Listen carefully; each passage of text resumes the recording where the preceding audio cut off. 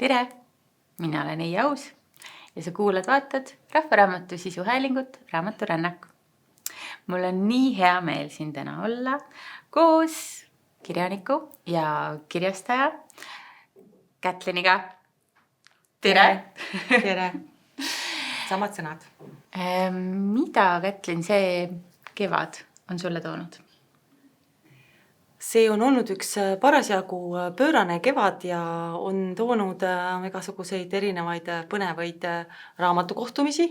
Olen päris palju käinud koolides ja raamatukogudes rääkimas endast, enda raamatutest ja muidugi ka siis eesti kirjandusest, üleüldse lugemisest. Nii et on olnud väga palju sellist kirjaniku rändamist. Siis sain, mu süda hüppab rinnust välja selle peale, sain Londonis kokku oma kõigi aegade lemmikirjaniku Jeanette Wintersoniga. Toimus imeilus pidulik õhtusöök tema auks ja kohal olid kirjastajaid ja agente ja kõiki selliseid ja mina olin ainukene, kes on siis tõlkija ja kirjastaja. Ja see oli selline imeline kohtumine üle päris pika aja, et ma olen temaga ka varem kohtunud, aga sellest on juba hulka aega möödas. Ja siis kõigile sellele lisaks olen seal kevadel kõvasti tegelenud Eesti naiskirjanduse asja ajamisega. Nii palju, nii palju teemasid kohe, mille pealt siis sukelduda, aga võib-olla räägi sellest Jeanette Wintersonist. Ma eeldan, et enamik kuulajaid, lugejaid teab temast, aga võib-olla kes ei tea üldse midagi? Kes ei tea üldse midagi, siis Jeanette Winterson on Põhja-Inglismaa söekaevurite linnakeses üles kasvanud kirjanik, kes lapsendati nelipühilaste perekonda ja temast põhimõtteliselt kasvatati missionäri.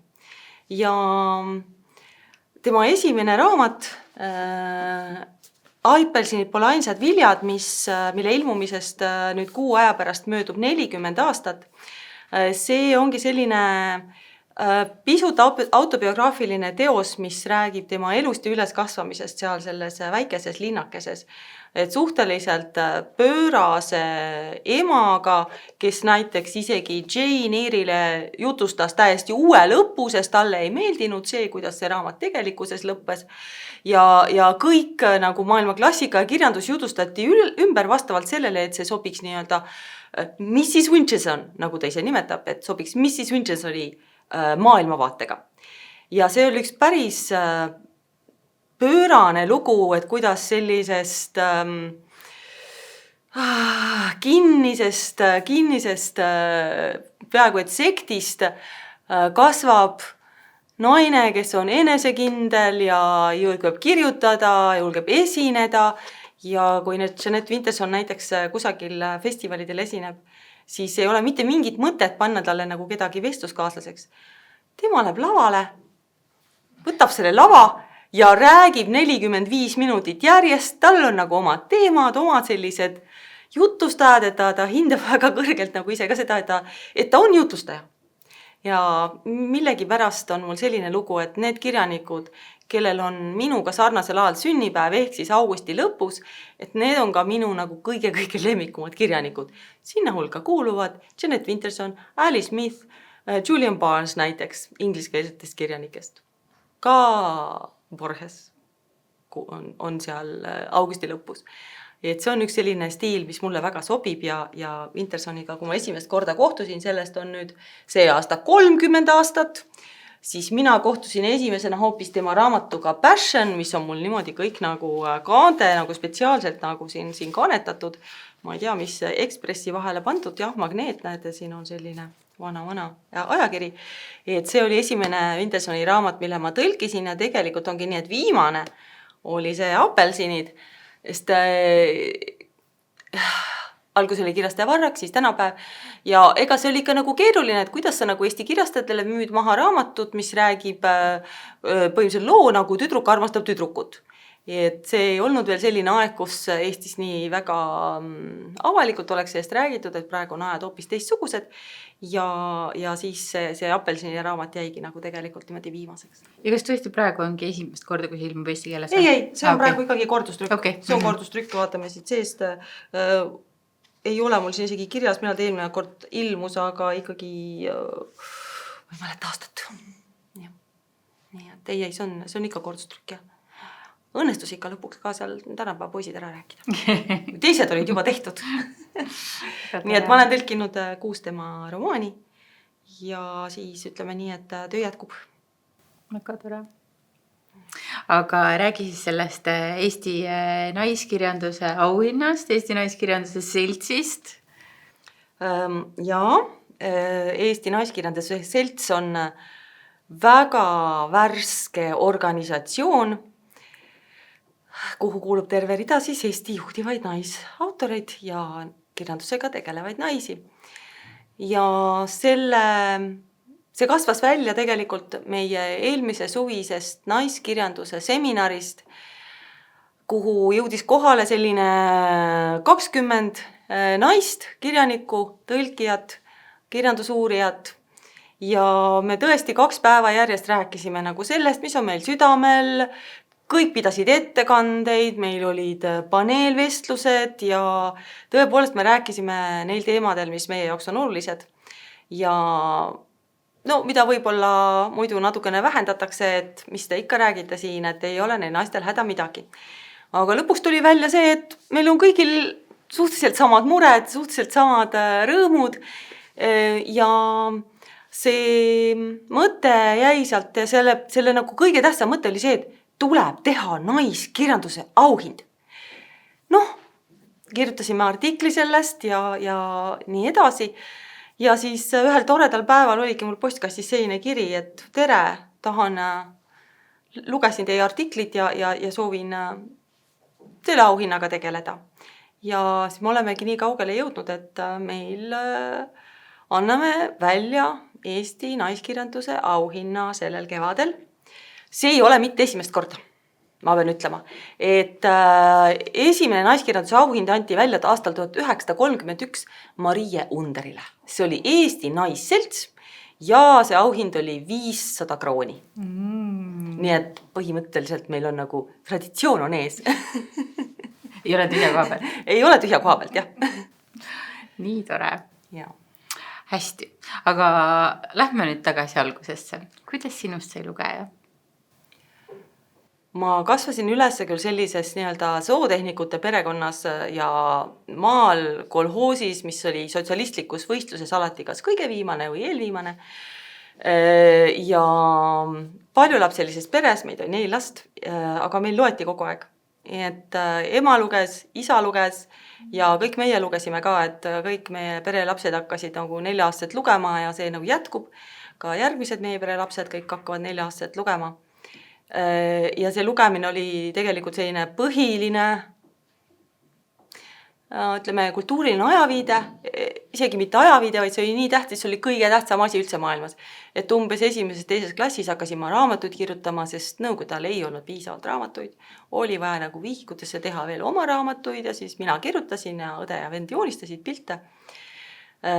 Ja see sealt kõik algas. Nii et televiisorit meil ei lubatud vaadata lastel, suured ka ei vaadanud rohkem kui ainult nagu seda õhtust lastesaadet ja see oli nagu kõik, et suved olid sellised pikad, palavad, vanemad on kogu aeg tööl, mis sa teed nagu, kas nagu kondad ringi päevad läbi naabri lastega või siis poole ajast loed, poole ajast kondad ringi ja siis kiiresti rohid oma 2 vagu kartuleid ja nagu sellised toredad ajad olid. Nii et see on nagu perest see lugemine. Kas sa mäletad ka, mis olid need teosed, mis sinu jaoks olid kuidagi erilised või tähtsad? Esimene raamat, mida ma 5-aastaselt raamatukogus näiteks laenutasin, oli Trükitähtedega punamütsik, sest trükitähtedega raamatud olid läbi loetud. Mina tahtsin alati selliseid raamatuid, kui ma juba natuke suurem olin, mis oleksid, kus lahendatakse probleeme. oli natukene problemaatiline nagu lapsepõlve kasvamise aeg, mind ei huvitanud nagu siuksed pikad muinaslood enam, Muumitrollid. Kui raamatuga hoida mulle selle sinise raamatu nagu toppis ja see on nii hea, Kätli, sa pead seda lugema. Ma võtsin see raamatu põhimõtteliselt niimoodi nagu niiviisi nagu niimoodi kirjasin nagu mingid lehti, et mingisugused mütakad tegelased, mingid muumimajad, mingid hati-nati nagu. Ja ma ei luge seda läbi. Et ma armusin näiteks Muumitrollides alles siis, kui mu laps oli väike. Ja kui ma tegelikult üleüldse laiemalt nagu Tuve Janssoni raamatud ette võtsin ja tegelikult isegi suurte raamatud, täiskasvanute raamatud enne. Et siis ma alles nagu läksin selle sisse. No, kui ma päris lapsepõlvest vaatame, siis muidugi need ikka need meie klassikud, need Kõnelused tiigriga, Minu vaarisa ja mina, kes on nagu väga eredalt meeles. Saare sinine oli selline raamat, mida ma lugesin siis, kui mul oli vaja nagu südant murda, et süda lõhki läheks lihtsalt sellest suurest kurbusest ja valust, mida see raamat täis on, et see oli selle poolest väga täiesti imeline. Saare sinine on Saabo Magda raamat, kus ühe pere ema on hästi haige ja lapsed otsivad, siis lähevad seda ravimit otsima. See ravim on nagu mingi saare sinine, selline spetsiaalne värv, mis see olema peab ja kuidas nad siis rändavad ringi ja siis leiavad kusagilt selle lõpuks ja ema saab terveks ja aga see kõik oli niisugune selline südamete murdmise raamat ja et see raamat ei olnud vist väga suure tiraažiga ja väga paljud inimesed ei ole seda lugenud. Et Tistuu roheliste sõrmedega poiss, me olime kõik sellised aiahullud, et siis see oli ka selline, mis väga sobis ja kõik need muinasjutud, mis seal olid, selles mõttes, et kõik, mis nõukogude laste kirjandust ilmus, kõik on võimiliselt läbi loetud, ei ole seal midagi, mis oleks lugemata jäänud. Ja Ikko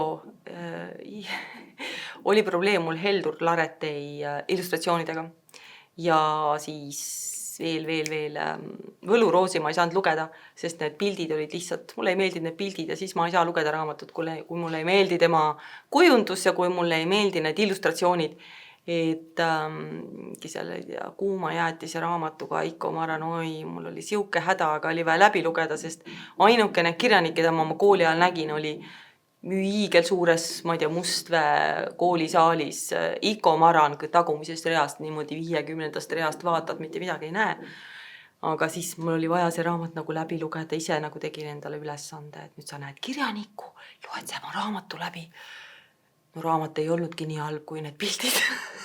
Ja see on lihtsalt mu isiklik asi, tegelikult ei ole neil piltidel ju häda midagi, aga mul lihtsalt, igal inimesel on oma maitse, on ju. Just sel hetkel, kui sa hakkasid sellest rääkima, just tahtsin su käest küsida, et kas on mõni raamat, mida sa ei saanud lugeda illustratsioonide pärast, sest mina olen ka lasteraamatutega nagu nii tugevalt lapsena mingid illustreerijad mulle lihtsalt üldse ei sobinud. Näiteks Maara Vint, et ju imeilusad pildid, ma saan aru, et see on nii kaunis, see on nii detailne ja mulle ei meeldinud need raamatud, ma ei tahtnud teada, mis seal kirjas on ja ma ei lugenud neid. Vot see Jaan Tammsaar oli vist, eks oli Tammsaare, aga tema hakkas hiljem tegema, kui ma olin juba selline kas 14-15, siis ma sain juba üle vaadata sellest, ta tegi neid väikesi, neid pisikesi muinastusraamatuid. Siis ma sain juba lugeda, sest nagu ma suutsin oma ennast veenda nii palju, et ma jätsin need illustratsioonid üldse kõrvale, aga see stiil mulle ka nagu üldse ei istu. Aga seda ma juba suutsin lugeda. Väiksena oli siuke tõrge. Võluroosi ma lugesin esimest korda, kui ma olin ülikoolis, õppisin nagu anglistikat ja siis inglise keeles pidin lugema. Ja siis pärast seda siis ma vaatasin, olgu, võib eesti keeles ka lugeda. Ja see oli ka normaalsemate piltidega raamat juba olemas. Aga hilisemast ajast, juba siuke nooruki ajast? Ei olnud mitte midagi siis lugeda, olgem ausad. Mingisugused nõukogude koomnoorte seiklused, mida siis nagu lugesin, tegelikult, eks ole, ma sain 18 aastal 88 ja seda noorte kirjandust, Kadri ja Kasu ema põhimõtteliselt nagu kõik, kaua sa seda loed, etenduses ka mängisin seal, ma ei mäleta keda, ma olin vist Roosi või midagi. Ja palju seda loed, ma hakkasin ikkagi suurte raamatuid lugema kohe. Et ma 11-aastaselt lugesin Tõe ja õiguse läbi, sest mul on 5 aastat vanem õde ja ma ei ole kehvem kui mu õde et ma lugesin kõik asjad läbi, mida tema luges koolis, nii et mul olid Sõjad ja rahud ja Anna Karenina ammu loetud. Ja siis üks, mis oli huvitav nagu keelatud kirjandus õe ja minu majapidamises, oli Jaan Kaplinski. Et siis tema nagu tahtis Kaplinskit ainult endale hoida ja siis luges neid Kaplinski luuleraamatuid ja siis peitis need enda padja alla. Aga kas ta arvab, et väiksemad nagu ei tea, et padja alla pannakse asju peitu. Nii et lugesin need Kaplinskid ka läbi. Et ma hakkasin tõesti tegelikult juba mõtlen, et 11 aastat Tõde ja õigus ja siis nagu sealt see läks, mul oli nagu kõik need klassikud on lihtsalt nagu läbi loetud väga varases nooruses, sest ei olnud seal midagi, ei olnud midagi muud lugeda. Ja kuidas sa kirjutamise juurde jõudsid? Noh, nagu ma rääkisin, et siis ma nagu hakkasin kirjutama raamatuid, sest et lihtsalt oli vaja. Üks asi veel, üks väga-väga tähtis raamat oli mul Seitsmepäeline haldjas. Esiteks mulle meeldisid need lood ja see tuli sellises kohas, kus ma siis kogemata nagu avasin, et tegin nagu raamatu lahti sellelt leheküljelt ja olid, et eesti keelde tõlkinud on ju. Vau, oota sellist asja saab teha, sest ma teadsin, et ma võin kirjutada, mida iganes on nüüd. Ma teadsin juba, et ma olen kirjanik, aga seda, et saab ka tõlkida. See oli nagu täiesti uus maailm avanes minu ees. Täiesti uus maailm. Ja raamatu tõlki Edwin Hiideliga sain ma hiljem ka nagu lähemalt tuttavaks, mis oli suurepärane. Siis see juhatus nii-öelda Ungari maailma. Aga jah, et sealt sellest raamatust tegelikult sai alguse minu nagu tõlkija karjäär. Nii et ma olen tegelikult ju tõlkinud rohkem raamatuid, kui ma olen kirjutanud. Ja niimoodi ma hakkasin kirjutama selles mõttes mingit luulet, sellist ikka teismelisena nagu inimesed hakkavad kirjutama. Ja siis oli selline õnne nagu surve, kõik pidi riimis olema. Aga mina ja riimid no can do ei ole parimad sõbrad. Et ma küll punnitasin ja et vähe polnud, punnitasin. Ja siis ma käisin juba keskkoolis, tean Palamuse raamatukogus, nägin niisugust väikest raamatut Artur Alliksaar. Nagu head aega riimid. Et see raamat tõesti nagu niimoodi plahvatas selle eesti keele minu seest täiesti valla. Et see oli plahvatus, et Alliksaar on selline minu plahvatusautor. Ma ei loe teda enam nii palju, aga näiteks varastes 20-ndates oli meil selline seltskond, kus meil oli 2 keelt, milles me rääkisime. Üks oli veneaegsete multifilmide keel, milles ma ei saanud väga rääkida, et ainult nagu lause sealt multifilmidest. Ma ei saanud seal väga rääkida, sest meil ei lubatud neid vaadata ja mul ei olnud multifilmid niimoodi peas. Mul on mõned fraasid nagu sellest ajast meelde jäänud, et katsu, kas saad veel liigutada. Kust see tuleb, ma ei tea.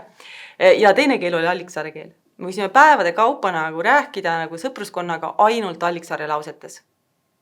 Nagu see oli nagu selle jumalik noorusaeg, et supled purskkaevus ja samal ajal räägid Alliksaare keelt. Nii et olen isegi Raekoja platsil jäänud vahele umbes Andres Ehinile nagu ainult Alliksaare keeles rääkides. See oli nagu hea asi põhimõtteliselt. Ja, et see on minu selline eestikeelse kirjanduse lugu. Aga sellise avaldamise ja kirjutamiseni, mida sa ülikoolis õppisid? Ma alguses õppisin eesti filoloogiat, aga ma läksin kaugõppesse. Aga ma sain sinna nagu 1 eksamiga sisse ja täiesti veatu eesti keele tööga nagu sain sisse, sest ma otsustasin, et kui ma 1 eksamiga sisse ei lähe, siis mina ülikooli ei lähe. Ja siis, aga hiljem ma siis läksin anglistikasse Tallinnas, kui mul oli juba laps ja ma juba nagu elasin siin. Aga alguses ma õppisin Tartus. See oli ka väga tore.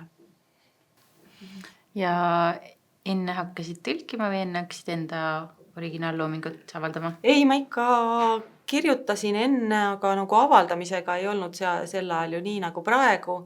Aga tegelikult minu esimene luulekogu on ilmunud kõige viimases kassetis, millest üldse ei räägita, et selline asi olnud on. See ilmus umbes aastal 95 või 96 ja seal oli nagu 6 autorit. Indrek Rüütle oli seal, AC, siis oli seal veel, ütleme nii, ma ei mäleta teisi nimesid, sest ma ei tea, kus see kassett mul on kodus.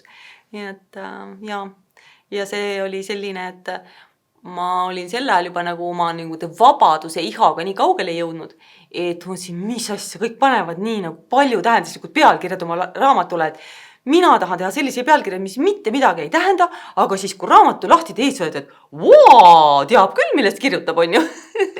Nii et siis mina panin raamatule pealkirjast Lari Lare.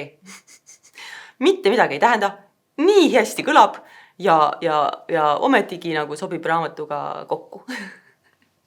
Nii et selle raamatu kohta kirjutas vist Elo Viiding selle tutvustuse seal Tallinnas selle kasseti üks siis sisutoimetajatest, siis tal oli seal nagu barokkne sõnavaht või midagi selline. No see on tugev möödanik. Ja siuke nooruse ja vahutus. Seda enam pole. Enda raamatutest on sul, nad on väga erinäolised ja nendes on kõigis mingisugune ühine element. On sul mõni lemmikprotsess olnud, mis on kuidagi oma teekonnalt olnud su jaoks? Ma arvan, et igaüks on eriline, aga jaa. Räägi mõne sellisest saamisloost. Sa oled ka erinevaid žanreid saanud mekkida. Ja nagu ma kogu aeg tegelikult igal pool rõhutan, et minu jaoks kõige tähtsam asi on vabadus. Et see on nagu elus kõige tähtsam, see on nagu kirjanduses kõige tähtsam, kõiges, mis ma teen, et ma tahan olla nii vaba kui võimalik ja Eestis on meil see võimalik, et näiteks saksa kirjanduses või siis nagu briti kirjanduses või Ameerika kirjanduses see ei ole tegelikult võimalik, sest et on agendid, on kõik nagu see, et kirjanik läheb sellele teele ja siis tahetakse hoida ta sellel teel, sest sellena me teda turundame, on ju. Et meil on Eestis selles mõttes vedanud, et teha võib kõike. Ütleme nii, et kui ma näiteks võtan 2 raamatut, mis on Islandiga seotud, mis on minu jaoks kõige tähtsam koht Eesti järel ja võib-olla isegi Eesti ees, sest see on jällegi koht, kus ma olen vaba.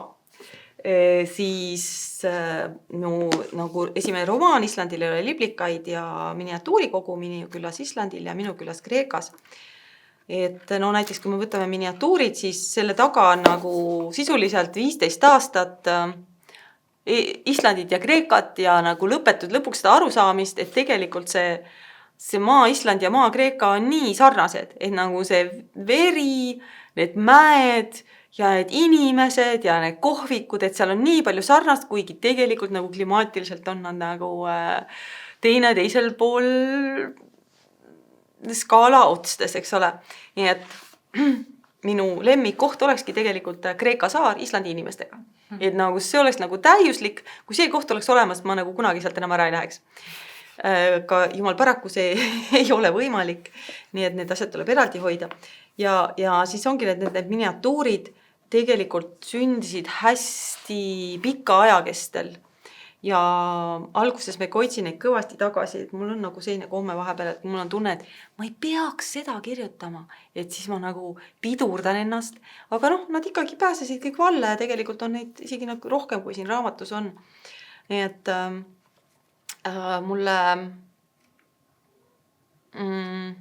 et need inimesed, kes nagu miniatuure hindavad ja neist kuidagi natuke nagu aru saavad, siis need inimesed saavad ka minust päris palju aru. Sest need on sellised nagu nii sügavaks saanud settimised, et üks inimene, kes mul aitas nendega tegeleda ja siis natuke neid paika ajada, et ikka mõnikord endal tuleb selline nagu pime punkt ette, pime tähm, et see nagu oot, seal peab see mingi asi olema, et Igor Kotjuh väga kõvasti aitas ja tõesti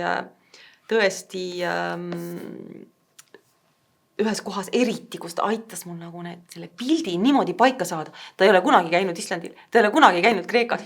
Ja meil oli siin nagu selliseid hetki, et ma räägin siin, et Maur niidab maja katusel heina. Nii, kuidas ta niidab heina?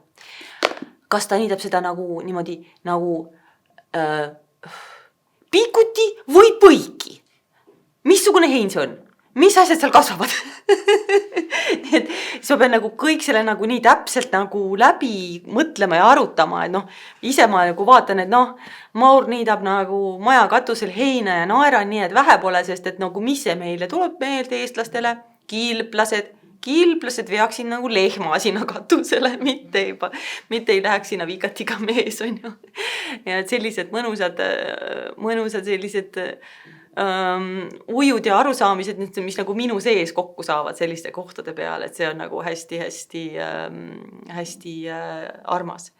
Ja siis minu lemmikud eeslid näiteks, eks ole, seal Kreekas, kes alati nagu täiesti ootamatutel kohtades sa kohtud selle mingi eesliga või 3 eesliga või 4 eesliga, et see ei saa selleks kunagi valmis olla, et millal kusagilt hüppab su ette eesel. Et see on sellised toredad elu ootamatused ja üllatused. Ja siis nagu see romaan Islandil ei ole liblikaid, mis ka toimub Islandil, aga tegelikult ei ole Islandi romaan. Mäletan, nagu ühel üritusel, kus mu tütar lõpuks inimesele, kes üldse aru ei saanud, nagu publiku seast, see raamat ei räägi Islandist. Et see on tegelikult, seda ta enam ei öelnud, et see on tegelikult nagu Penelopede lugu läbi 20. sajandi, et nagu mida teevad ja kuidas toimuvad naised, kui mehed on kogu aeg ära. Et noh, kus iganes nad ära on. Et kas nad on ära siis merel, kas nad on ära sõjas, kas nad on ära oma meeltes, eks ole, et ajab mingit oma asju ja ei näe üldse inimesi, kes tema ümber nagu on. Nii et siin on nagu need erinevad olukorrad esindatud ja selle Penelope loo selline areng. Nii et siin oli küll nii, et tegelikult, et kuigi see ei räägi Islandist, et see on minu 2 lemmikasja jällegi kokku pandud. Enne kui ma teadsin, et need on minu lemmikasjad, on ju. Teadlikult teadsin. Et sellele tegelikult nagu selle raamatu tegemise käigus oli mul nagu ka nagu selline hunnik igasugu materjali nagu kuude kaupa taustauuringut, sest et kui miski toimub Islandil, ma pean täpselt teadma, ehkki seda ei ole raamatus, et mis ajal, missuguseid riideid kanti, kuidas inimesed käitusid, missugused olid nagu ühiskonnas kehtivad nagu mingid normid. Nii et nagu praeguseks on nii, et kui ma nagu rääkisin Bangkokis Islandi poisile oma raamatut Jõulud Islandi moodi, siis oli lõpuks, et kuidas see võimalik, et ma nagu Bangkokis saan kokku eestlasega, kes teab Islandist rohkem kui mina.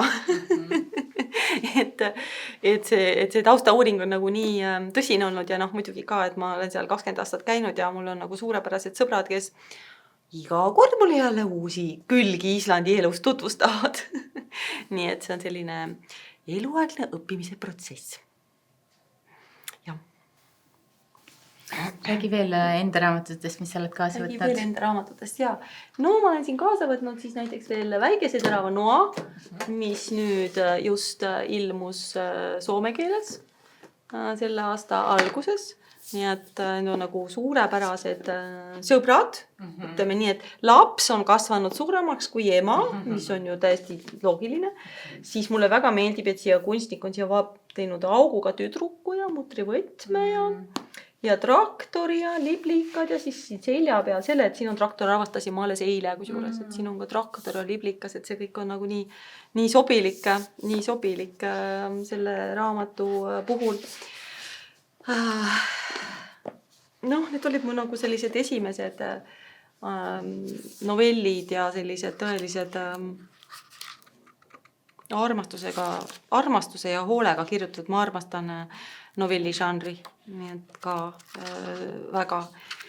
Nii et Alice Smith on minu lemmik novellikirjutaja. Inglise keeles on short story, eks ole, aga neid on ka igasuguseid, aga Alice Smith on selline, kes tõesti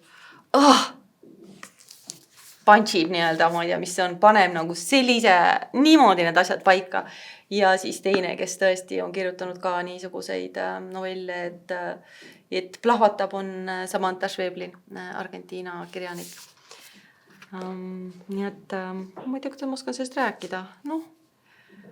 Lugege ise. Lugege ise jah, et siin on igasugust, et praegu on just, ma võtsin selle, siis selle peale ma olen praegu palju pidanud mõtlema, et olid just ka raamatuesitlused Helsingis ja nii palju on juba tulnud nagu Soomest seda vastukaja, et hästi tore on see, et see on mul juba, ütleme nii 4. raamat soome keeles ja üleüldse kokku minu raamatud on saanud soome keeles palju rohkem arvustusi ja sellist kui nagu eesti keeles. Et seal on tõesti sellist, isegi ütleme niimoodi, et blogijad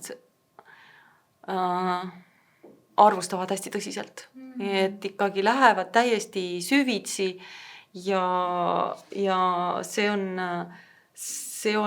hästi suurepärane, et nagu nii palju sellist paremat analüüsi ja vastukaja saab seal, et mis ei ole, no ta ei ole inimese keskne, eks ole, ta on nagu raamatu keskne, et Eestis me kõik teame kõiki, on ju, et väga vähe on selliseid võõraid inimesi, kes kirjutaksid või niimoodi ja siis tihtipeale on ka see, et ei ole selliseks süvitsi minekuks nagu kas seda aega või tahtmist ja võimalusi väga, et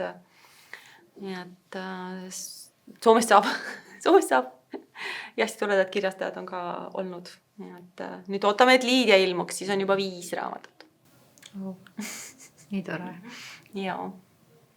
Just eile olin raamatupoes, kui kuulsin, et mu kõrvalt tuli keegi kassasse, et tere, otsisin seda Kätlin Kaldmaa raamatut. Mõtlesin, nii tore olla seal hetkel,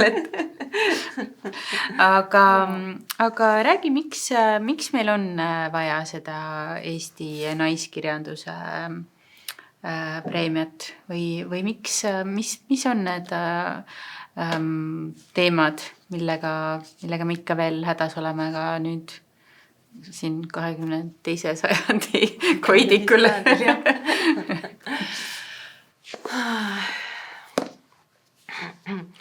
Esiteks muidugi see, et ajalooliselt ja üleüldse naised saavad meil vähem auhindu, ehkki juba vähemalt nagu viimased 10 aastat on minu isiklikult arvates Eesti naised palju kõvemad kirjanikud kui Eesti mehed, ma vabandan, kui keegi tunneb ennast pisut solvatuna, aga ma tean nagu täpselt väga paljud Eesti naiskirjanike puhul, kui kõvasti nad teevad tööd ja nagu mis raamatuid nad loevad, et nagu oma enda raamatut kirjutada, et kui palju seal on sellist taustatööd, kui tõsiselt seda võetakse ja tehakse, no Kairi Loogi viimane raamat, Karoliina Pihelgas, Lilli Luuk, Piret Jaaks, Andra Teede, kõik nagu kirjutavad tegelikult sellised nagu südameverega. Ja olgem ausad, et üsna palju, mina olen ikka seda mansplainimist saanud, ma nimetan ise seda nagu mees targutamiseks eesti keeles, ma olen seda ikka pööraselt palju saanud. Mul on nagu teatatud lihtsalt, et tüdruk võiks ikka kirjutada seda, mida ta nagu suudab ja oskab, ei maksa liiga keeruliste teemade peale kaasi mõelda, nimetatakse siin nagu mingisuguseks mis see on nagu kirjaneitsiks ja arvatakse, et sa peaksid... Sinisukaks. Et sa nagu kirjaneitsi ja arvatakse, et sa pead ennast tundma hästi selle juures. Et mina ei tunne hästi. ja mina nagu nii-öelda julgelt ja ausalt nimetan nad feministiks, naiskirjanikuks. Mul on pooleni üks selline kirjandusteos, et kiri noorele naiskirjanikule. Seal on nagu 2 eri tasandit. Praegu õnneks asjad muutuvad, õnneks nii palju uusi teemasid tuleb sisse ja et kui eks ole, äsja ilmus siis selline teos, mis on nagu Eesti esimene nagu läbinisti menstruatsiooniluulekogu. Sellistest naise kehast kirjutatakse järjest rohkem õnneks aga ikkagi tuleb selliseid inimesi, kes ütlevad, kirjutab mingisugustest naiste asjadest. Ja millest sina siis kirjutad? Sina kirjutad sellest, kuidas sa käid joomas, kuidas sa naisi paned ja siis kuidas sa, ma ei tea, põgened selle vastutuse eest. Et need on mingid meeste asjad ja see on nagu täiesti normaalne, et me kõik loeme neist ja see on universaalne. see on universaalne, see on nagu kogu ühiskonda iseloomustav. Aga siis tuleb naine, kes räägib, et laste kasvatusest. Laste kasvatamisest ja see on, mis tunne on, eks ole, näiteks olla üksikema nagu väga paljud naised, enamus minu naissõpradest on olnud üksikemad või on üksikemad. Et üleüldse ei ole piisavalt sellest kirjutatud, et mida see nagu tähendab ja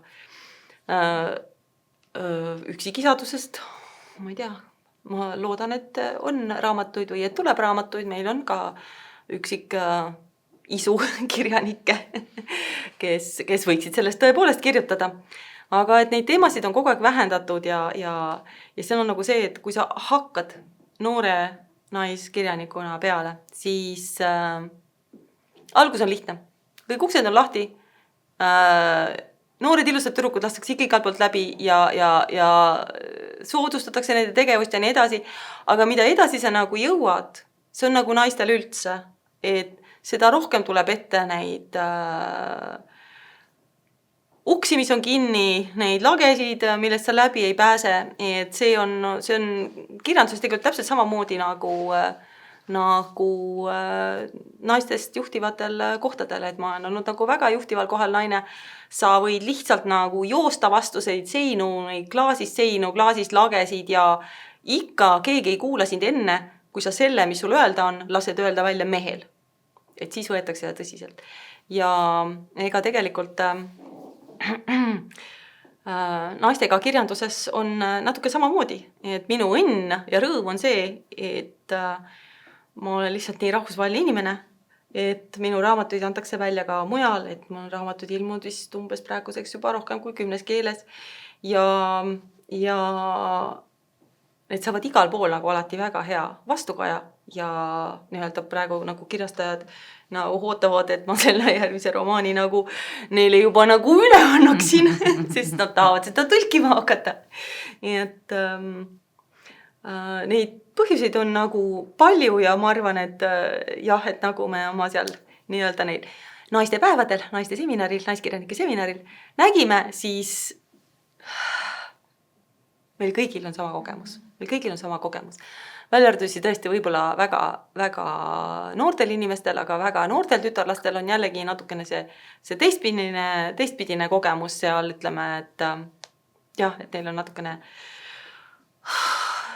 ikka seda ülalt alla vaatamist. Tuleb selline nagu meeskirjanik, täitsa nunnu, päris hästi kirjutasid seal ja see 3. luuletus seal 4. kogus täitsa andis lugeda juba. Tõesti pulve peale, ma õpetan sulle, kuidas seda paremini teha. Natukene, jah. Aga räägi, mis raamatuid sa veel oled siia kaasa võtnud? Ma tõesti, kuna mu isiklik raamatukogu on hetkel nagu kastides, siis ja mul väljas on põhiliselt ingliskeelsed raamatud, sest need on sellised, ilma milleta ma elada ei saa. Et siin on nagu selline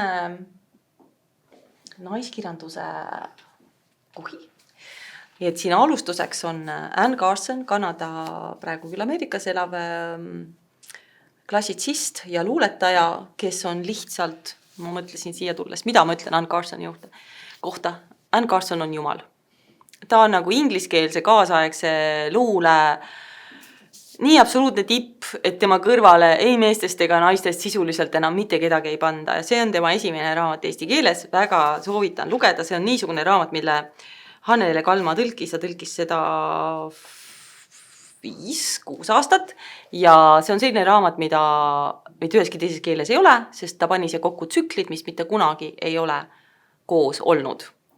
Ei Anne Carsoni Inglismaal, Suurbritannias ega Ameerika Ühendriikides ega Kanadas välja antud raamatutest. Et Anne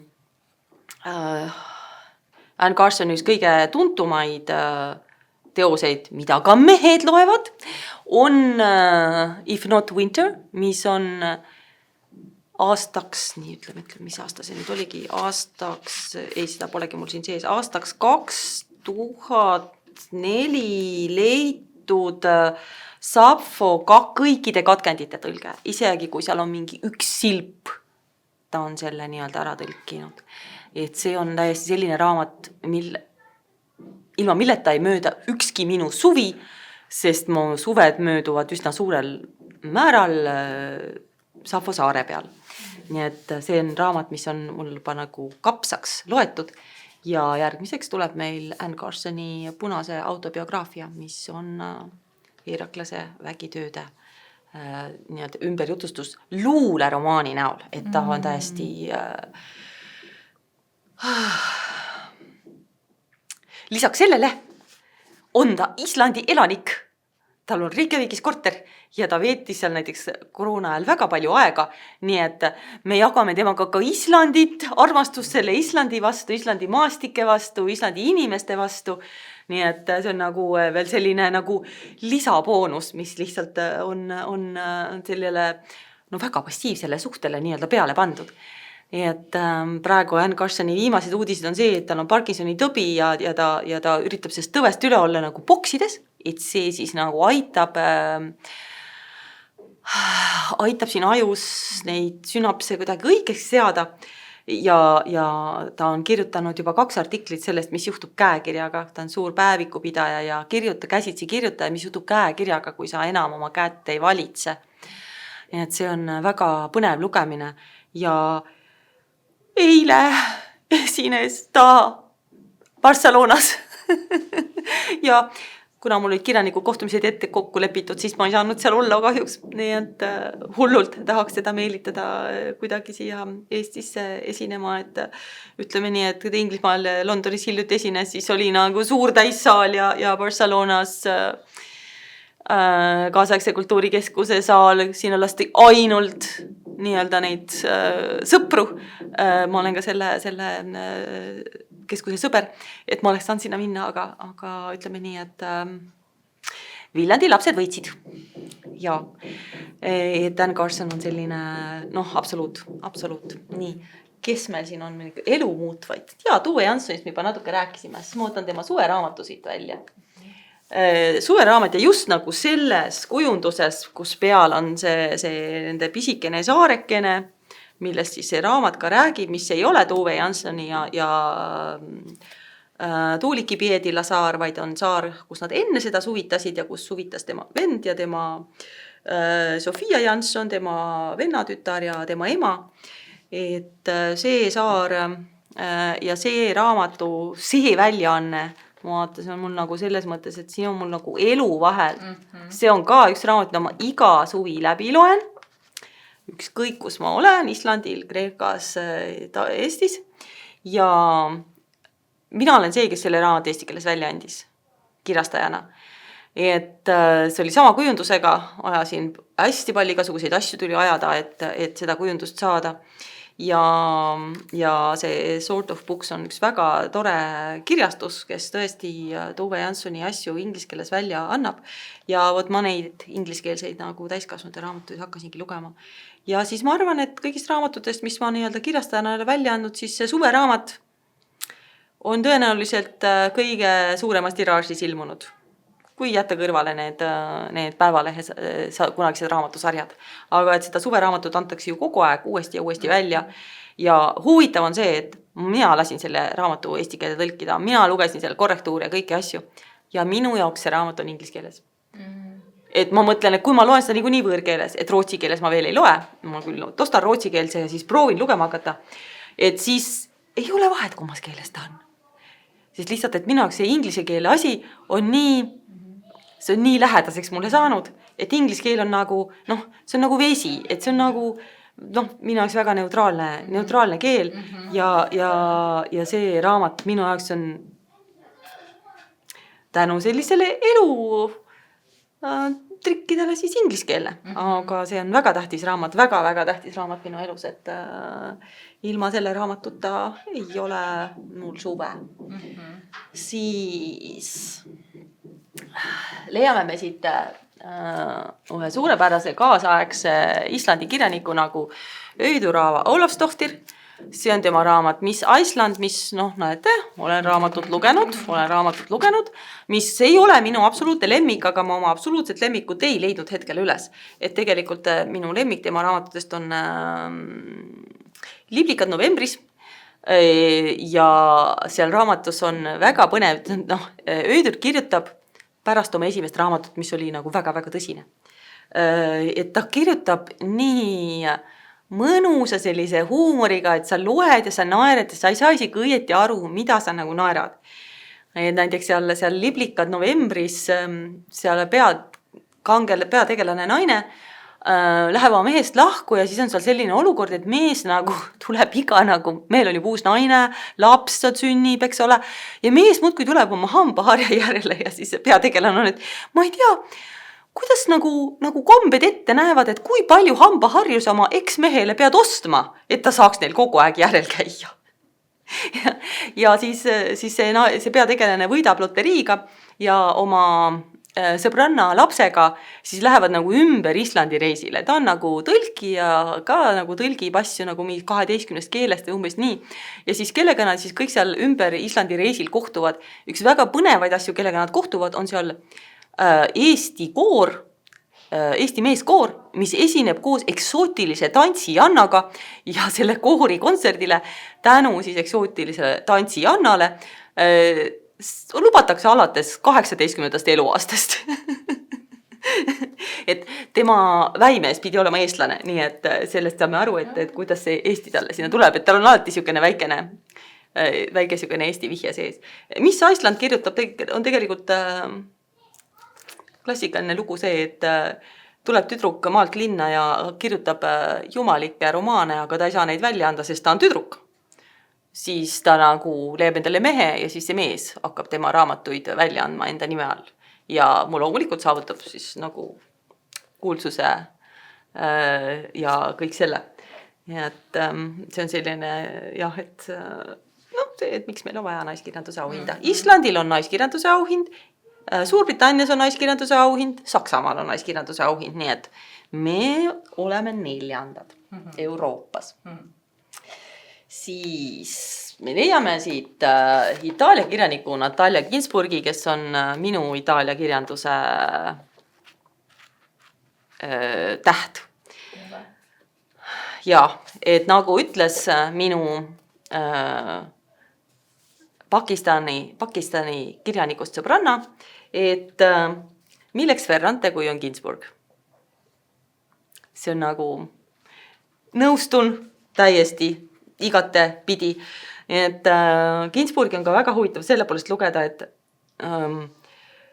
ega meie ju siin tegelikult ei tea, mis asi näiteks toimus 30ndatel Itaalias, kui siis mustasärklased ja Mussolini võtsid võimu seal, et mis seal tegelikult toimus. Jah, me loeme raamatutest, tehti seda, tehti 3, aga näiteks tema raamat, eks ole, Family Lexicon, mis ilmub Loomiku raamatukogus, nagu ma ära sain, see on nagu suurepärane ülevaade tervest sellest perioodist, seal 30ndad, 40ndad ja mis tegelikult juhtus haritlaste perekonnaga Torino linnas ja seal näiteks on tegelasteks ka Einaudi, kes hiljem teeb oma kirjastuse, on ju, millesse kus Natalia Ginzburg tööle asub, et see on nagu nii elulähedaselt kirjutatud, et seal on nagu tema enda perekond, tema vend ja tema venna sõbrad, kes siis hiljem asutavad selle kirjastuse.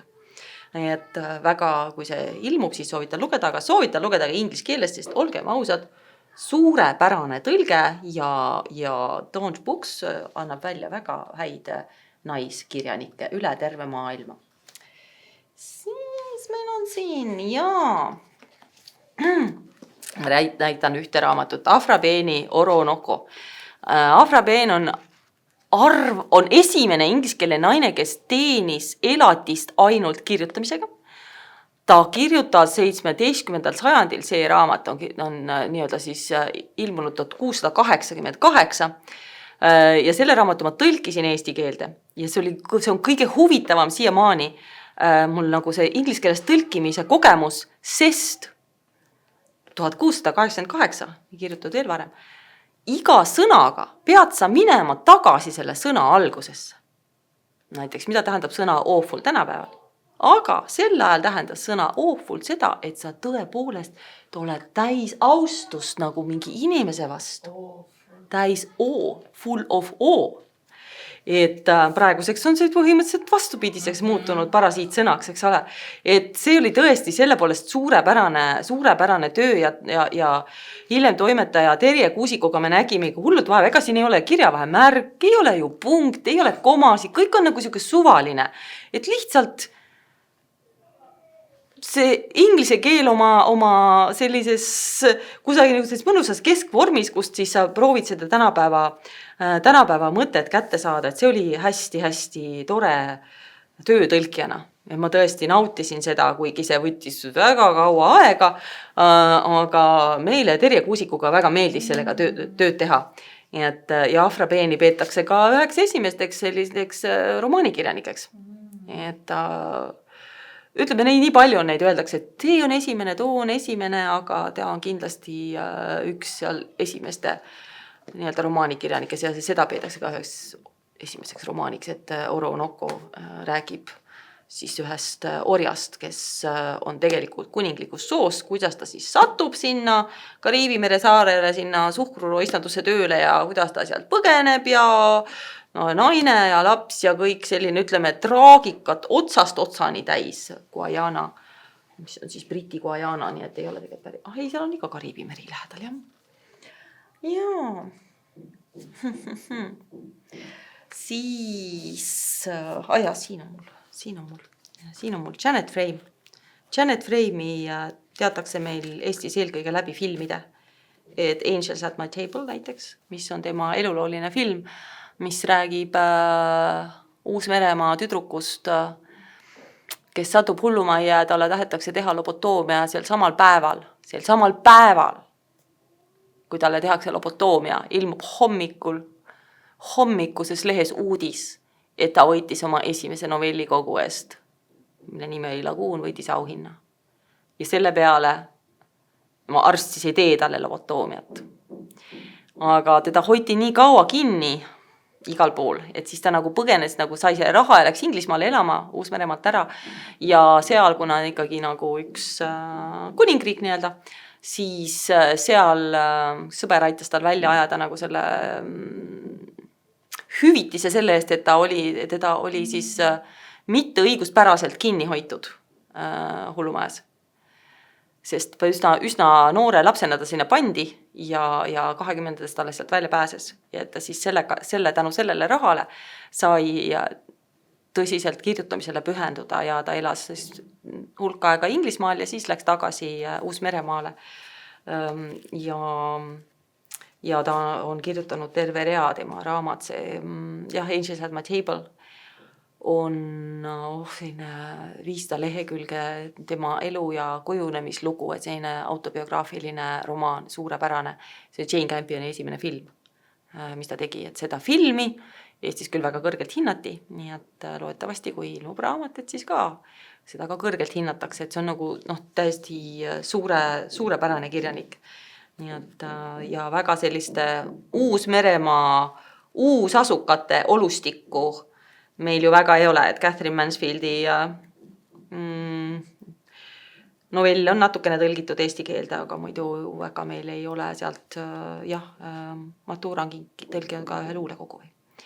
Et väga ei ole sellest Uus-Meremaast meil väga ei räägita. Et Janet Frame on üks võrratuid esindajad 2004 ta vist suri, eks ole. Nii et ka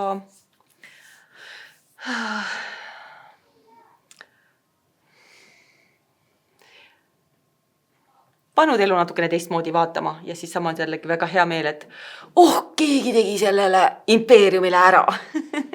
Et sai sealt nagu midagi head, et sai sealt tuge, et jätkata oma kirjaniku teed.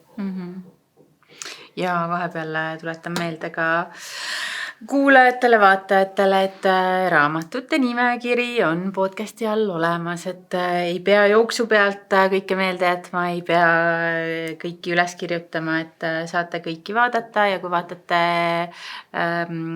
veebist kodulehelt, siis ka need lingid on seal all olemas, leiate need kõik üles. Kas sul oli veel midagi, mõni raamat hinge peal täna? On. Ma ikkagi nagu tulen nagu 10 kilo raamatutega. et ükskord ma läksin ühele seminarile ja siis mul oli kott hästi raske raamatuid täis ja siis ütlesin, et mis on kirjaniku kõige tähtsam relv? Kõik vaatavad, mitte keegi nagu midagi ees. Aga mis on kõige tähtsam tööriist? Kõik vaatavad, keegi midagi öelda ei oska. Noh, näete, 10 kilo raamatuid. Et üks hiljutisi selliseid, kui me juba Janet Frame'ist tema eluloost natukene rääkisime, siis näiteks Marina Abramovitši raamat Walk Through Walls, tema memoaar, mis ei ole küll, ütleme, kirjanduslikult väga hästi kirjutatud, see on ilmselgelt ghostwriteri kirjutatud, sest Marina Abramovitš ise ei ole väga hea kirjanik, võib-olla siis inglise keeles, sest ta on ju serblane, on ju. Et, aga see, kuidas ta kirjeldab siin ja räägib oma kunsti tegemise praktikatest, see on... Sa loed seda ja saad aru, mida see inimene on teinud, et kõik need, kas või see nagu silma vaatamise näitus, kus ta päeva järel istus seal 12 tundi iga päev, kus oli 10 või 12 tundi iga päev ja siis nii-öelda vaatas inimestele silma, missugune mitme nagu pooleaastane ettevalmistus nagu toitumisega, seedimise paika ajamiseks, kõik see. Ja näiteks tegelikult tal oli siin alla nagu, tal oli hästi suur kleit tehtud, mis kattis kõik ümber ringi ära. Tal oli tegelikult see tool oli tal samal ajal ka tualettpott. Ta mitte kunagi, ta ütles, ta isegi ei pissinud, ei isegi number 1 nagu selle tundide jooksul. Ja siis nagu pärast seda, kui see läbi sai, siis ta lihtsalt oli nagu pimedas toas nagu oimetu terve öö otsa ja siis hommikul jälle sinna sama, et ta isegi ei läinud muuseumist ära, vaid ta oli seal samas kogu aeg nagu kõrvaltoas. Et see oli lihtsalt täiesti pöörane. Nagu austus, lihtsalt nagu sügav austus inimese vastu, kes midagi sellist ette võtab. Ja siis muidugi oli seal ka see mehed. Nii et see imepärane video, mida ma isegi olen vist jaganud, enam ma ei jaga seda, või kellelegi saatnud, kus ta siis nagu oma selle kunagise partneriga siis selle Juleiga istub seal laua taga ja pisarad voolavad ja hoiavad käest kinni. Järgmisel päeval see mees kaevas ta kohtusse. Järgmisel päeval, et saada õigusi veel rohkemate nende ühistööde üle. Ja Abramovitš lihtsalt andis need talle ära, sest et ta oskab ise uusi asju teha, et ta ei pea nagu nende vanade peal purjetama, aga nagu vanade tööde õigused nagu võttis siis mees endale, kuigi ühine töö. Aga ta on nagu hiljem korranud mingeid asju, et siis selles mõttes, et seda ikkagi nagu võib teha. Aga nagu jällegi selline pöörane fakt või siis, et nagu kui läheb metsa, silmad kinni seotud, alasti, palja jalu, siis sa pead nagu leidma tee koju. Nagu, mis mõttes? Nagu silmad kinni seotud, on ju, alasti ma saan hakkama, jaa, okei. Sääski ei ole, siis on okei. Aga näiteks kuskil Kreekas põõsad on okkaid täis, kõik on okkaid täis, sa oled lihtsalt nagu üleni verine. Ja nagu Lady Gaga oli siis nagu see, kes selle ülesande nagu täiesti... Ei, muidu võis riided seljas olla, aga Lady Gaga oli see, kes tegi selle alasti ära. Et kuskil LA-s, et ma ei kujuta, et missugused see maastik või see on, mida ta nagu läbima pidi, et täiesti, et ikka, ma arvan, et mingisugused assistendid igatahes kusagilt kaugelt peavad ju vaatama, sest et see peab samas ka nagu ohut olema, et inimene ei saa nagu kunstilisele praktika pärast nagu siis surma saada või et ennast eluohtlikult vigastada. Et ma täpselt ei kujuta ette, et ta korraldab neid koolitusi ja Kreekas oli hiljuti selline, aga see oli 2500 € seal osalemine. Et ütleme nii, ma parasjagu ei saanud seda endale lubada, aga huvi pärast täiesti nagu võiks ju küll proovida. Aga et see tõesti räägib see raamat nii tema elust kui ka nendest kunstiprojektidest ja sa näed, et mida siis sellise pühendumise ja ka nagu saavutada, kuhu sa jõuda võid, et see on tegelikult päris pöörane. Algus on muidugi huvitav see, kuidas ta ema oli nagu tõeline kommunistliku partei aktivist ja kogu aeg tegutses igal rindel ja tegelikult ta ikkagi tuleb nagu täiesti, tal olid kõik võimalused, mis vähegi võimalik on, tegelikult Jugoslaavia oli, nagu ma aru saan oma sõprades, Jugoslaavia oli suurepärane riik, Jugoslaavia oli kõige parem pass, mitte mingeid viisasid peaaegu tervesse maailma poolt viisasid vaja, inimesed olid vabad liikuma sinna ja tänna üle piiri, et minust vanemad inimesed käisid noorest peast kogu aeg nagu näiteks Šotimaal maasikaid korjamas suvel ja terve maailm oli tegelikult nende ees lahti, et nii, et Marina Abramovitšil ei olnud ka üldse nagu väga keeruline see elu, et jah, et ema oli selline nagu unattached, nagu nii-öelda ei olnud väga lähedast suhet, aga samal ajal olid tütrel kõik võimalused, mida vähegi tahtis, mis kooli tahtis, mis keelt õppida tahtis, nii et selles mõttes oli tal väga hea siiski selline alguspunkt. Ja tõesti soovitan seda raamatut väga lugeda. Eriti jah, siin ta räägib nii paljudest põnevatest asjadest, et jaa. Siis üks kirjandus, mis on mind väga palju mõjutanud, et kuna ma siiski ka loen hispaania keeles ja olen isegi tõlkinud hispaania keeles Gabriel García Márqueze novellid, mis kusjuures oli suurepärane õppetund mulle kui kirjanikule, kuidas kirjutada novelli lihtsalt ja nii mõjuvalt, et lihtsalt karvad tõusevad peas püsti, kui sa seda loed. Ja ma loodan ise, et ma midagi sealt õppisin ka, ja mingid põhimõtted ma sealt igatahes külge võtsin endale neist Gabriel García Márqueze novellidest. Aga Márquez oma novellides täitsa vabalt sai hakkama ilma Borgeseta. Ladina-Ameerika kirjanduses on see häda. Kui sa oled meeskirjanik, siis igas su raamatus peab olema vihje Borgesele. See on täiesti pöörane. Ja kui sa oled Cesaraire, kuidas ma seda nimetada nüüd öeldakse, on ju hea. Kui sa tema oled, siis sa ka nagu oled täiesti nagu vaba. Aga need, kes seal nagu praegu tegutsevad ja mul on nagu väga palju sõpru, nii meeste kui naiste hulgas, ja mehed on tõesti, ma küsin, et kas sa nagu päriselt, ma loen su raamatut, kas sa päriselt on nagu see, et sa pead nagu igasse raamatusse panema, kas otse Borgese või siis pimeda raamatukogu hoides. Ja muidu meid tõsiselt ei võeta siin, muidu teised mehed ei võta tõsiselt. See on nagu natuke nagu naeruväärne. Aga naised on vabad. Naistel ei ole sellist asja. Loomulikult, kui sa ikkagi kõige paremad Ladina-Ameerika naiskirjanikud ei ela ka enam Ladina-Ameerikas, sest see on väga karm maailm ühel naisel. Väga karm. Ma räägin seda alati anekdoodina, aga see on puhas tõde.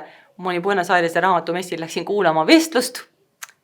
Naised Ladina-Ameerika kirjanduses.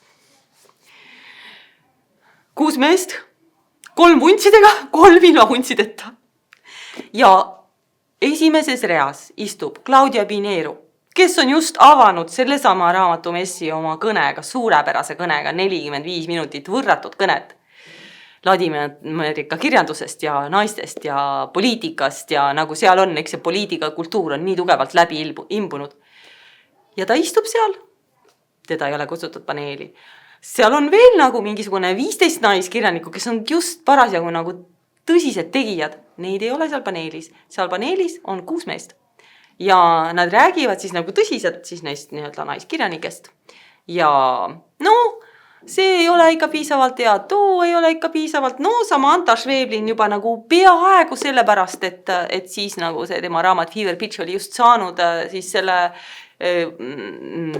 oli seal Bookeri selles shortlistis, International Bookeri shortlistis, et siis tema nagu aktsiad kohe seal tõusid, aga ta elas parasjagu Berliinis ja nad ei tahtnud maksta see 1000 eurot, et siis Samantha tuua sinna messile ja et ta oleks saanud seal vestluses osaleda. Pärast üks korral ta tuli mulle ütlema, et nad tahtsid küll, et Samantha tuleks, aga pidi ju pileti ostma.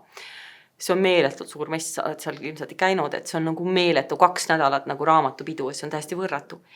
Aga siis nad arutavad seal, kes siis veel võiks olla meil selline nagu tore, hea naiskirjanik või midagi, siis nagu käis läbi sealt, hästi palju nimesid, muidugi sellist nagu nime poetamist siia sinna hästi palju, et me oleme ju nii lugenud, me oleme kõike lugenud. Ei ole sellist naist, keda me ei oleks lugenud. Et siis nagu ma vaatasin seal, et noh, Gioconda Belli võib-olla. Et tead, ta on ikkagi ju sandinista ja oli nagu natuke aega kultuuriminister, ikkagi revolutsionäär, et et võib-olla nagu Gioconda Belli on täitsa nagu võib lugeda küll tema raamatuid, ja. Ja siis Allende, mis ta eesnimi on? Isabel Allende. No ja ikkagi nagu sugulane peaministrile ja siis lõpuks jõudsin sinnamaani, et ikka ainuke siuke tõeline nagu naiskirjanik meil siin on Elena Poniatuk. Sellepärast on seda nimi või kuidas seda nimi on ju, Et sellepärast, et sisuliselt ta on pärija Poola troonile. Ainult sellepärast. Tema on siis nagu see kõige etem naiskirjanik. Ütle siis, et ei ole vaja naiskirjanduse auhinda. Ja nii ongi see, et Samantha Schweblin, kui tema taadi aastaks sai Berliini, siis tema sinna Euroopasse ka jäi. Et tema enam tagasi ei lähe. Et nüüd on nagu see, et ta kaaluvad, et ta äkki kolida Barcelonasse, aga Berliinis elab ta ja Berliinis korraldab hispaaniakeelseid loovkirjanduse tunde, millest ta siis nagu põhiliselt praegu elatub ja oma kirjutamisest ja üldse ei mõtlegi selle peale, et Argentiinasse tagasi minna. Ainult siis, kui ta Fever Pitchi käsikirja kirjutas, siis ta oli Argentiinas tõksus, sest et oli koroonaaeg parasjagu ja ta sai olla selles samas keskkonnas, kus raamatu ja filmi tegevus toimuvad. Et Samantha Schweblinist mul on kõik läbi loetud, kõik on ju. Film ka on otsa ära vaadatud. Et Schweblin on ikka kaasaegse kirjanduse tipp ja siin on nüüd jällegi see, et kirjutas Eesti mees, kirjanik, kirjastaja, sarja, siis kus selle sajandi parimad kirjanikud oli see 21. sajandist või oli 20. lõpp ka ja siis Samantha Schweblinilt selle asemel, et rääkida tema romaanist, mis oli eesti keeles juba ilmunud, rääkis novellikogust, et ütleme nii, et Ladina-Ameerika mehed räägivad kõik seda sama, et ikkagi novellid on paremad, mis ta romaanid, ikka nii väga. Aga siis Fever Pitch, mis on eesti keeles, mul ei tule meelde, mis eesti keeles on, sest ma loen seda inglise ja hispaania keeles kogu aeg. Kas see oli mingi joon? Peenike joon, jah. Peenike joon. Või sul me Mariga kahekesi mõtlesime selle pealkiri välja, aga jah, ütleme nii, et ütleme Peenike joon. Loomingu raamatukogus ilmunud ja Mari nii, olgu ma ütle praegu, kelle tõlgitus on. Reet Sepa tõlkes, mitte Mari tõlgitud Reet Sepa tõlkes, suurepärases võrratus tõlkes. See on selline raamat, see on nagu, mis ta on nagu selline nagu 70 lehekülge on ju. Kui sa oled naine ja sa oled ema, sul on nagu 3. leheküljest alates on sul nagu, juuksed püsti peas. Ja ma saan aru, et meestel ei teki selle raamatuga nagu sidet, sest see on lihtsalt nii tugevalt naiste raamat. Ema, sest isa kaob seal ju kohe ära, eks ole, raamatus ka. Seal on ema, seal on laps, seal on teised naised külas ja teised lapsed üleloomulike võimetega nõiamoor, nagu igas korralikus Ladina-Ameerika külas olema peab. Ja kõik see, mis seal toimub ja seal on muidugi ka kõik vihjed ja sala nagu asjad kõigile sellele keskkonnareostusele tegelikult, mis on seal Argentiinaski näiteks toimunud eelmise sajandiga, kuidas see imeilus maa on ära rikutud ja süda murdub. See on veel hullem kui Eesti metsad, sest see maa, see muld, need veed on lihtsalt konkreetselt mürgised. Et enamus nagu Argentiina kunagisest ääretult viljakast maast on lihtsalt mürgine, sest et valitsused on lubanud teha ärimeestel kõike, mida neil on pähe tulnud teha. Ja see raamat on sellega väga tugevalt seotud ja ka film, nii et see film on väga hästi tehtud Netflixis olemas, hispaania keeles, ingliskeelsete subtiitritega, Fever Pitch, inglise keeles tema nimi ka, nii et tõesti, Fever Dream, et kindlasti soovitan vaadata ja kogu see Samantha Schweblin tema romaan Kenta Uk või Kenta Ukid, mis see on nii kaasaegne lugu, et seda peavad lugema kõik. Ma ütlen, kui ma õpetan oma IT-noori, tulevasi start-uppereid, siis see on nende kohustuslik kirjandus. Sest see on nagu see maailm, mille poole me liigume. Seal on see nukud, kellel on nagu, kes on mingi näiteks, et sinu juures on kodus mingi nukk, on ju, ja siis mina kusagilt kaugelt näen, mis seal ümberigi toimub. Saan selle tegelase üles äratada, on ju. Et selline jälgimisühiskond, mis on natuke nagu rohkem juhuslik, aga seal on nii palju eetilisi, moraalseid küsimusi, mida sa teed, kui näiteks, eks ole, seda inimest ahistatakse, teda vägistatakse, mida sa teed, kui sa oled nagu teisel pool maakera. Ja see on nagu väga, väga päevakajaline romaan tegelikult. Nii et see on, Varrak on selle eesti keeles ka välja andnud, nii et tõesti soovitan ka lugeda. Et Samantha Schweblini see muidugi see novell, et Mouthful of Birds, eesti keeles Linnugi, see on nii vale pealkiri, sest see nagu annab seda suhtumist, seda halba suhtumist edasi. Et see tegelikult peaks olema teine nimi, aga see on keeruline muutma hakata seda, kui see juba on olemas. Nii, aga me nüüd hakkame otsi kokku tõmbama. Aga siis äkki veel küsiksin väikest isu tekitajat, et mille kallal sina praegu töötad? Sa ütlesid, et mingit romaani hakkad käest ära andma varsti. Ja, romaan, millel ei ole veel eestikeelse pealkirja. Et see me ei ole veel otsustanud täpselt, et millal see ilmub. Mitte kevadel, selles mõttes, et sügiseks ilmub romaan ja siis on seal ka veel lasteraamat tulemas. Eesti kõige feministlikum müüdipildiraamat Ilmatütar, kes on nagu kõige feministlikum tegelane meie regilauludes. Nii et selline asi tuleb ka sügisel, et kunstnik töötab. Romaani kohta tahad midagi poetada meile?